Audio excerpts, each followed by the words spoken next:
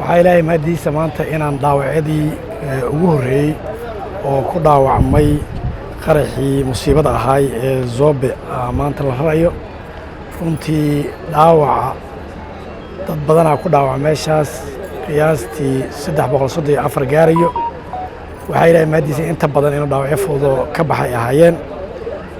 waxaad kaloo ilaahay mahadiisa inuu guddiga gurmadka qaran oo guddoomiyaha u yahay wasiirka caafimaadka oo dhinacayga taagan iyo dhammaan guddiga uu isku howlay inuu dhaawacyadaas dibadda caafimaad uga helo inuu dhaqaale siiyo runtii si dhaqaalihii ummadda Soomaaliyeed laga soo aruuriyana loogu adeego dhaawacyada dhimanna insha Allah tacaala dawladda ballan qaadana way jiraan si privately ahna waa u qaadi doonaa insha Allah tacaala aad iyo aad u mahadsantihiin بسم الله الرحمن الرحيم أولاً وحن إلهي كبر يا إنه ضدك دبعتي سنة ودبعتها كل عدي قرحي دبعتني سجالك أكتوبر إنه إلهي ككعيو مركز هكتنا وحن إلهي كبر يا سفر كان إمارات كهذا أيو ودولة دول عليها الإمارات كالنافذ ويس إلهي غيرها كسيو إلهي غير الله كسيو إلهي عافمات هالسيو وحن كل أمهات إنه وزارة عافمات كوزيرك وزارة يبهذا جرمت كمارين تمسيبوينك قفل بوك قاطي كالين هذا أمهات سنتين ذاتك داوعيدا إلهي هو يدينا عافمات دق إنه السيو مدن عليس كيس الله كقاضو قلوين كان مالو وبدتك اسكو قرحينا ذاتك دبعتين عينه إن أنا الله جحن الله نحريسنين دقالك واسع عدا ميل والبها لقى قالوا اللي سكعليو هذا جرجا وجد كوكما دافعيان هذا مجالك شقي سنس كوكما دافعيان قوي جنع سيدك كوكسوا قلنا مساجد كوكسوا قلنا وحلا مد Soomaaliyeed ay hal meel looga soo wada jeesto inta dhaawacan Allah noo wada caafiyo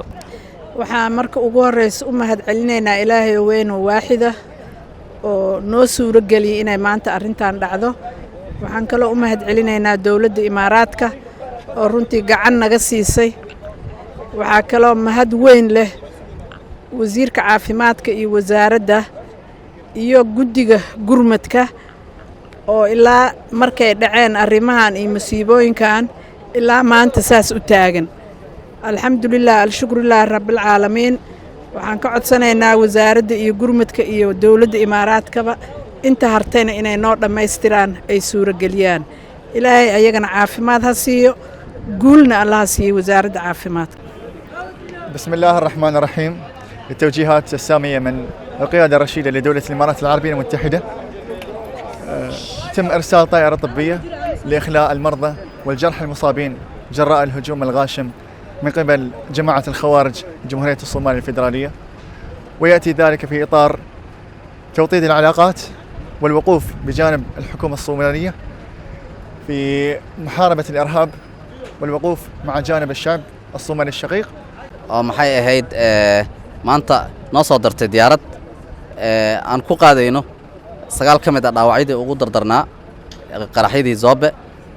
iyo dadkii la socday waxaan aad ugu xunnahay 10 ay ahayd in la qaado halkii 10aad oo qofkii raaci lahaa fiisada ay ka soo daahday laakiin loo ballan qaaday in laga daba keenayo maalin ama 2 maalin kadib inuu diiday inuu raaco dadka la qaadayo booskaasna uu naga khasaaray ayadoo dad kale u baahan ay gali lahaayeen aanan ku qancin weynin ku guul dareysan inaan ku qancino in dadka kale ee Soomaaliyeed ee diyaaradda raacay ay u sii adeegi doonaan in qofkaas laga daba keeni doono waxaan Ilaahay ugu baryaynaa caafimaad degdeg ah inta dhimanna waxaan Ilaahay ugu baryaynaa caafimaad degdeg ah inay helaan